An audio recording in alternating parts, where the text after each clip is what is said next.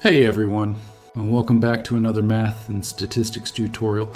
In this lesson, we're going to learn about collecting data, how information is gathered, why it's important, and how to make it accurate and fair. Data collection is the first and most important step in any research or investigation. If the data we collect is incorrect or biased, our results won't be reliable. So we must collect data carefully and fairly. There are two main types of data sources: primary data and secondary data. Primary data is data you collect yourself directly from the source. Examples include surveys, experiments, interviews, or direct observations. This type of data is specific and reliable, but it takes more time to collect.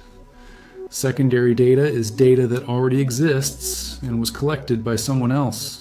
Examples include books, websites, databases, or reports. It's faster to use, but might not fit your exact needs or could be out of date. Now let's explore methods of data collection. Surveys, asking people questions using forms or polls. Interviews, talking to individuals for detailed answers. Observation, recording what you see or measure directly. Or experiments, testing things under controlled conditions. Questionnaires, written sets of questions used to gather opinions. When collecting data, we must also think about sampling.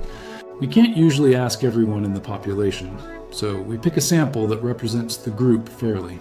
A good sample avoids bias and helps give accurate conclusions. To summarize, data collection is the foundation of research. Primary, you collect it yourself. Secondary, already available. Common methods: surveys, interviews, observation, experiments, questionnaires. Always aim to avoid bias and collect accurate data. That's how we collect data fairly and use it to make reliable conclusions. Thanks for watching, and don't forget to like, share, and subscribe for more math tutorials.